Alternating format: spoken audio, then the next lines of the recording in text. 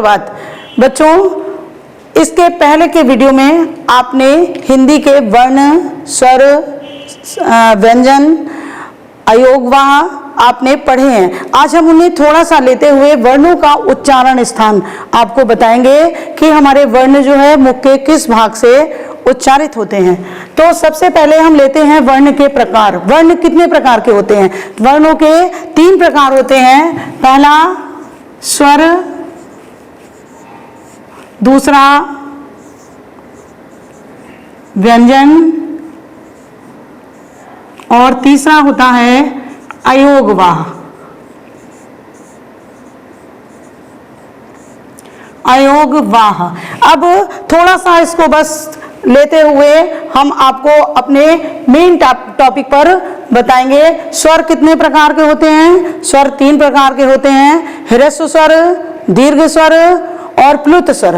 ह्रस्व स्वर किसे कहते हैं? जिन वर्णों के उच्चारण में, जिन स्वरों के उच्चारण में एक मात्रा का समय लगता है, अर्थात कम समय लगता है, उसे ह्रस्व स्वर कहते हैं। जिनके उच्चारण में 2 मात्रा का समय लगता है उन्हें दीर्घ स्वर कहते हैं। और तीसरा होता है प्लुत स्वर। जिन वर्णों के उच्चारण में 3 मात्राओं का समय लगता है उन्हें प्लुत स्वर कहा जाता है और उसे 3 लिख करके संबोधित करते हैं। ऐसे लिख करके उसको संबोधित करते हैं जैसे ओम शब्द में 3 मात्रा का लगता है, तो ये हमारे प्लुत स्वर होते हैं। इसके बाद बात करते हैं व्यंजन की। व्यंजन के कितने प्रकार होते हैं? व्यंजन भी 3 प्रकार के होते हैं। पहला स्पर्श व्यंजन, दूसरा अंतस्थ व्यंजन और तीसरे होते हैं ऊष्म व्यंजन। स्पर्श व्यंजन किसे कहते हैं? जो हमारे मुख के भाग का स्पर्श करते हुए बोले जाते हैं वो स्पर्श व्यंजन कहलाते हैं। इनकी संख्या 25 होती है। अंतस्थ व्यंजन, अंतस्थ व्यंजन जो अंदर से निकल कर आते हैं, जैसे या, र, ला, वच, ये हमारे संख्या में 4 होते हैं। और अगले हैं ऊष्म व्यंजन। ऊष्म व्यंजन शा, सा, सा, हा, शा, सा, सा, हा, ये हमारे ऊष्म व्यंजन कहलाते हैं। 4 वर्ण होते हैं इसमें भी। अब लेते हैं अयोगवाह। अयोगवाह कितने प्रकार के होते हैं? ये भी 3 प्रकार के होते हैं। पहला अनुस्वार, दूसरा अनुनासिक और तीसरा होता है विसर्ग। अनुस्वार को ऊपर बिंदी लगा करके लिखा जाता है और जो अनुनासिक होता है उसको चंद्राकार की बिंदी लगाकर लिखते हैं, चंद्राकार बनाते हैं, फिर बिंदी लगाते हैं। और तीसरा होता है विसर्ग, जो वर्णों के बाद में 2 बिंदी लगा करके लिखा जाता है। तो ये तो थे हमारे संक्षेप में वर्णों के प्रकार, स्वर, व्यंजन और अयोगवाह। अब इनका उच्चारण स्थान क्या है? ये कहाँ से उच्चारित होते हैं, कहाँ से ये वर्ण निकलते हैं? तो अब आपको हम सूत्रों के माध्यम से वर्णों का उच्चारण स्थान बताते हैं। अभी हमने आपको वर्ण के प्रकार बताए, स्वर, व्यंजन, अयोगवाह। स्वर के प्रकार बताए, व्यंजन के प्रकार बताए, अयोगवाह के प्रकार बताए। अब हम आपको वर्णों का उच्चारण स्थान बताएंगे कि वर्ण उच्चारित कैसे होते हैं। हमारे मुख से जो ध्वनि निकलती है वो किसका स्पर्श करके निकलती है, किससे स्वर और किससे व्यंजन, किसका स्पर्श करती है, वो आपको इन सूत्रों के माध्यम से हम बताते हैं। पहला सूत्र है हमारा अकुह विसर्जनीया नाम कंठः। इसका मतलब है कि आ छोटा बड़ा, का मीन्स 5 वर्ण का के, का, खा, गा, घा, अंगा, हा और विसर्ग, इनका उच्चारण स्थान कंठ से होता है।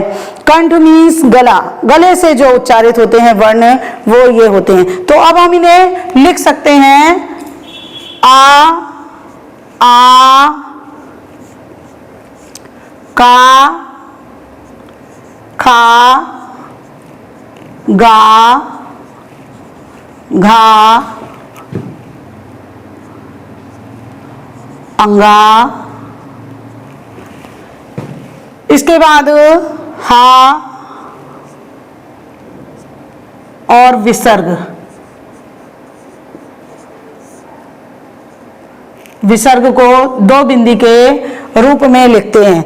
व्यंजन वर्णों में हलंत लगा हुआ है। हलंत का मतलब होता है कि व्यंजन में कोई स्वर नहीं मिला है, क्योंकि स्वर अपने आप में पूर्ण होता है और व्यंजन जो है वो अधूरा होता है। बिना किसी स्वर की सहायता से व्यंजन को लिखा या बोला नहीं जा सकता। 12 मात्राएं इसमें कक्का, किक्की, कुक्कू, केके, कोको, तो ये मात्राएं जो स्वर की मिलती हैं, इनसे आकर के ये व्यंजन पूरे होते हैं, इसलिए इनमें हलंत लगा हुआ है। अब इनका उच्चारित स्थान है कंठ।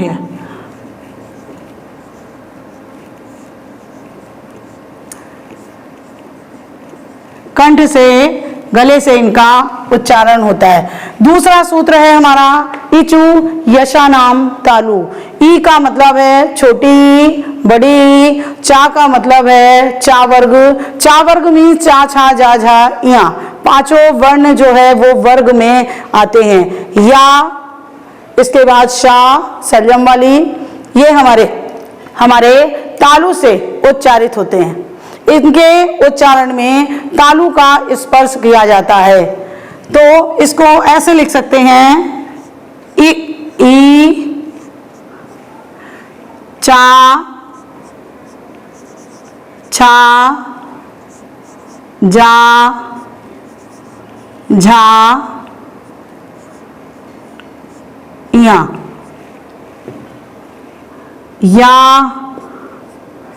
और शा। इनका उच्चारण स्थान तालव्य।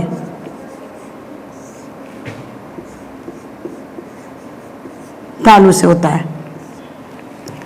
अगला सूत्र आता है ऋतु रसा नाम मूर्धा। मूर्धा किसे कहते हैं? तालु के जो पीछे का हिस्सा होता है, गले के आगे और तालु के जो पीछे का भाग होता है, उसको मूर्धा कहा जाता है। तो इन वर्णों के उच्चारण में मूर्धा का हाथ होता है। ऋतु का री, ऋषि, एक री और बड़ा री, इसमें ये नीचे दो मात्राएं ऐसे लगाई जाती हैं। फिर इसके बाद आता है टा वर्ग। टा, ठा, डा, ढा और ड़ा। रा, साधारण रा का भी प्रयोग होता है मूर्धा से। शा, षटकोण वाली, इनका प्रयोग उच्चारित करने में मूर्धा का होता है, तो इसे मूर्धन्य कहते हैं। इन वर्णों को मूर्धन्य कहा जाता है और मूर्धा का स्थान होता है। तो ये हमारे वर्ण थे जो उच्चारित हो रहे थे और उनका स्थान कहाँ से था। अगला सूत्र है हमारा ऋतु लसा नाम दंतः। दांतों का स्पर्श करके किन वर्णों का उच्चारण होता है वो इस सूत्र में लिखा हुआ है। ऋ का उच्चारण ता, ता वर्ग पूरा, ता, था, दा, धा और ना, ये हो गया ता वर्ग। इसके बाद में आता है ला और सा का उच्चारण भी दांतों की मदद से होता है, दांतों की सहायता से होता है, और ये हमारे वर्ण दंत कहलाते हैं। दंत, इनका उच्चारण दांतों की मदद से होता है। इसके बाद आता है उपपदमानिया नाम ओष्ठव। उपपदमानिया नाम का मतलब है ऊ, छोटा ऊ और बड़ा ऊ।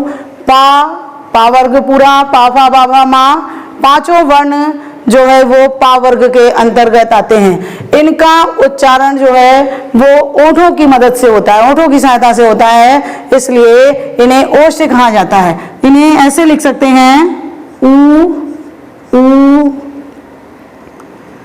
पा, फा, बा, भा और मा। इनका उच्चारण स्थान ओष्ठ।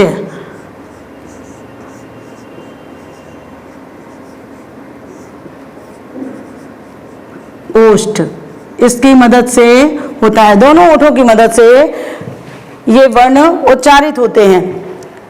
इसके बाद है ए दैतो कंठ तालु।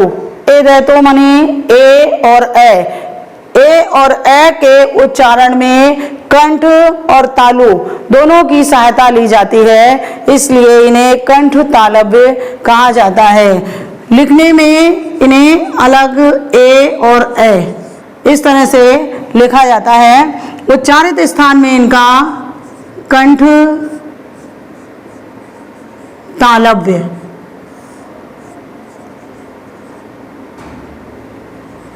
कंठ तालु ऐसे लिख सकते हैं। ये हमारे वर्णों के उच्चारण वर्ण हैं।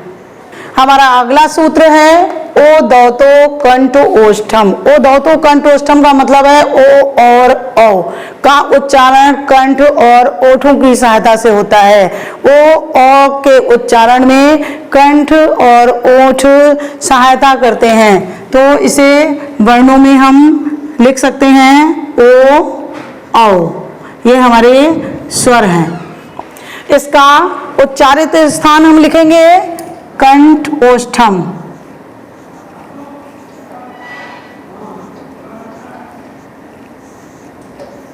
कंठोष्ठ।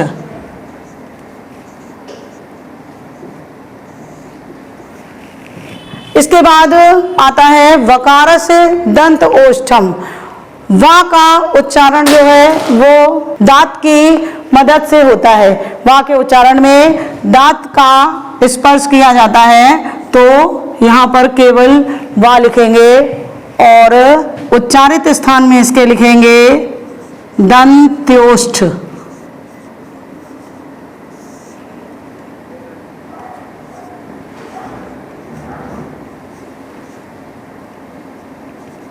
दंत और ओष्ठ का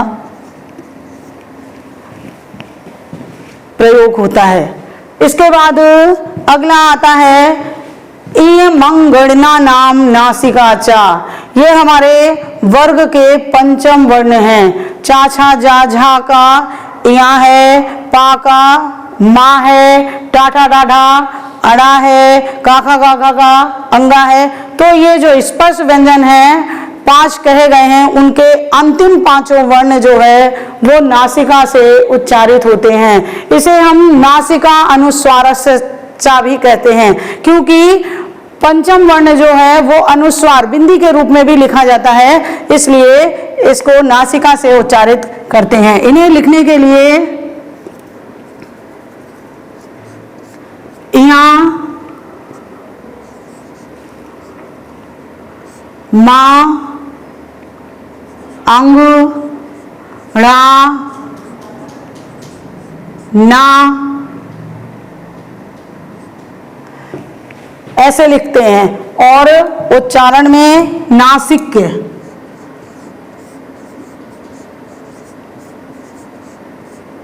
लिखा जाता है या नासिका अनुस्वारस्य चा। नासिका अनुस्वारस्य।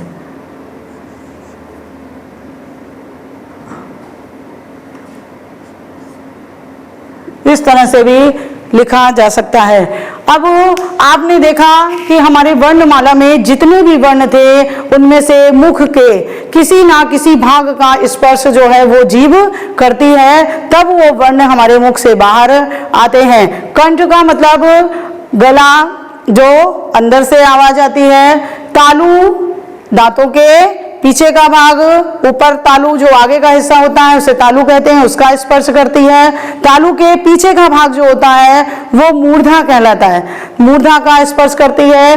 दांत और ओठ इनका प्रयोग होता है। नासिका का प्रयोग होता है पंचम वर्ण के लिए, जिसे अनुस्वार कहते हैं। इसके बाद में आपको हम अनुस्वार हो गया बिंदी के रूप में, विसर्ग हो गया, अयोग वाह का जो है ये पूरे वर्णों में स्थान अपना लेते हैं।